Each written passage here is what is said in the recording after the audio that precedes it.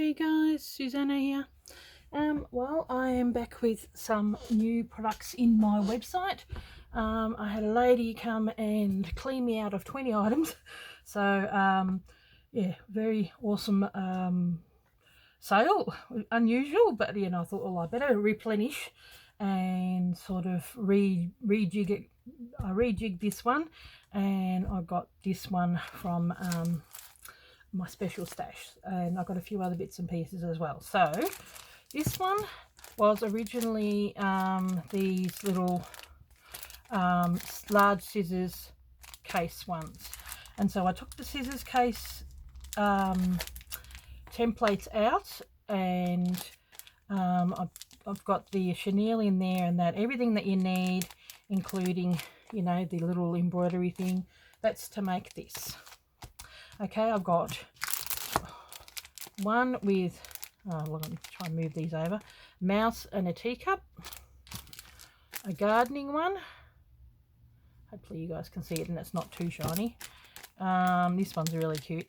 A girl and a cat, a little house, a doggy and a bird, and a pincushion. So I've got, how many is that? 1, 2, 3, 4, 5, 6. 6 of those packs. I've kept some of the others. I'm going to be using, because I had more and I thought I'm just going to keep them. They're going to be coming to my retreat. So that's for those, and that's what you can make out of that. So the pattern has, that's what you got all the fabrics to make that, that purple for that. You can do it on the inside. It's got this piece there, your embroidery of the 3 buttons, and the tutorial is on my channel. And so this is the pretty vintage purple and pink pack. So everyone got, this is like a piece of some sort from a embroidered tablecloth. That was just like a little extra that I stuck on the top. So I'll unfold these and show you the size of them. They're really pretty. This is seersucker, so they're real, like genuine vintage pieces. This is gorgeous. So this one here and one underneath there is the new ones to the pack. It is so pretty. It's a vintage bedspread, and the texture is just so pretty. So yeah, just gorgeous. So this is the, I'm gonna go that, this is the purple side. Probably the easiest way to do it. It's got a real vintage look about it. So is that sort of goes quite well with that, the retro. So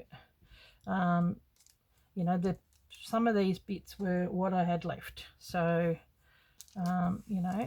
but that's all you need for the slow stitching. So that's why I thought I'll give a bigger purple one and the bigger pink one there. This was a gorgeous tablecloth, absolutely beautiful background. Not all of them have got all that, because it's a tablecloth and I had to like cut it up for the sizes, and that's just how they were. And this, it looks blue, but it's actually a really soft lilac-y, it's got a bit of the green in the background, but it's a real soft lilac with bluey tinges. So we'll just put that down there, and you've probably seen this one before. That's in the seasons pack, so that's a good size piece of that. This was a piece that I had, and like to make it into like real vintage. I think it was a curtain or something like that, but so pretty. So this is the pinkish side. This is from a vintage antique eiderdown, which you can sort of see the stitching in there, which I sort of fully picked apart and worked on that. This is sort of it's vintage, as you can see. It's sort of got that atomic 1960s feel about it. So that's probably the most different one out of all of them. This is beautiful. It's like this little chenille. It's got these little fluff tufts on there. It's really sweet. So this beautiful little pink pack, which and then that one goes on the top of it as well. So I'll just put those aside.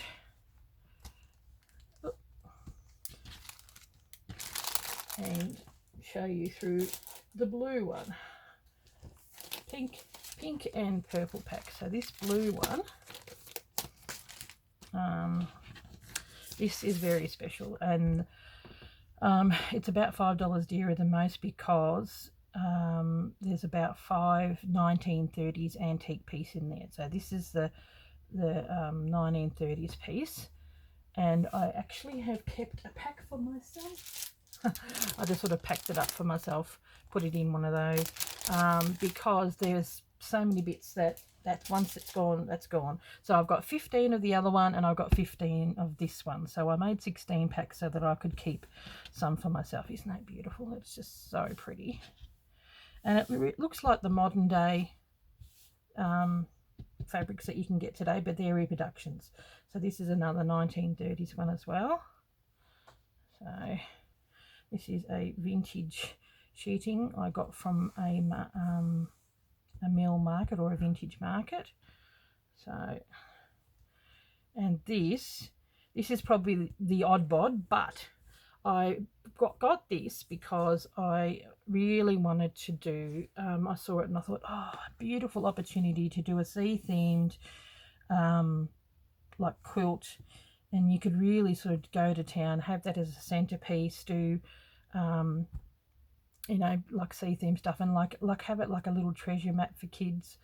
It was from a beautiful little kids bed set, like oh, what do you got, like the other one, oh yeah, a little bed set, but it wasn't sort of, yeah, anyway. So I just thought I'm going to add that in. The colour goes perfectly, but I just thought I really like it. I may do something with my piece a bit later on, but the you could work in these colours in with that one and use that as the centerpiece. This is another 1930s piece. I got these from a lady that has got a did have a store in Dalesford. Now she's got a store. She was online for a while, and now she's really far away. So I do manage to get stuff from her every now and again.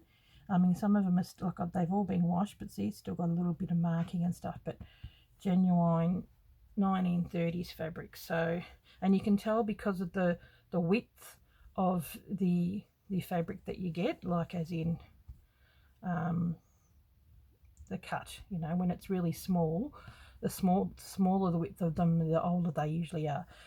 This is all I had of these. This is really beautiful. I'm not sure. I think this might be 1960s fabric. That's all the piece I had left of that. This is a linen, and that's from the 1930s packs as well. So I got that one, and this one at the back. I got that from the same lady. That was, she knows I like to get vintage fabrics, and bought the bulk lot. So for a pretty penny, I might add, but you know, when you're cutting them up into these bits, and when you do slow stitching, you really don't need a lot. Now this is a Cath Kidston, which is hard to come by in Australia. Maybe not in England, but it is hard to come by in Australia, and it's a vintage Cath Kidston, which is good. Isn't it beautiful? And this is quite a big piece. This is a tablecloth. So as you can see, you know, like a few, I washed them, but once again, you know, they've got little marks, but they've had a previous life. I love the way that works so well and brings out that green in there. So that's really quite pretty. And, you know, once that's gone, that's why they're big pieces. I basically divided into 16. This is a linen as well, and that's a linen. 1930s, isn't it beautiful? I've got enough left in this. I'm probably going to make myself a dress. I think it would be really nice. So I because I managed to get quite a big lot of this. Must have been sitting in someone's cupboard, her wanting to make something for years and just never got around to doing it. So there's that. So I will just put that on there and I'll fold it and, you know, do that later. So that's 10 of those pieces. I think there's 12 in the other one. And I have got 2. Remember these? I made my mum's vintage elegance piece out of these. Well, this is massive vintage, well, actually antique Sanderson from a Jacobin couch, and I was sort of sorting through all the bits and pieces. I've got my other antique Sanderson, you know, the other couch, and I thought, well, I just can't keep everything. I'm going through my you know, process of trying to clean up some of my stuff. So I'm going to fold that in half, and then actually, there we go. So it's around about 33 inches by 33 inches, and you can see, you know, it's got fading, but it's antique, and it come off a Jacobin couch. So here's the other piece.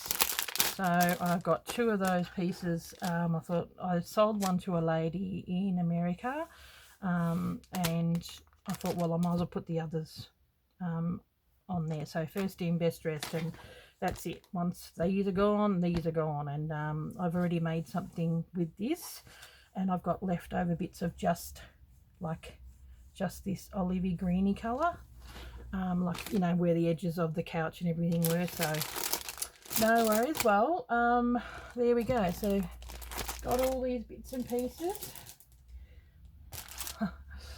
And go onto my website and have a look at yeah, so I thought I'd better restock, but this the blue one had been sitting there for a while because I wanted to do a project with those beautiful 1930s pack things, and I never did get around to it, but I still may do that the sea one, because I've kept a pack for myself. So I might make, you know, do the sea themed one, and then maybe even use some of the beautiful blues in there. So okay guys, well, yeah, it's always good to replenish your stock, and I will catch you in the next video. Thanks for watching, and I'll catch you later.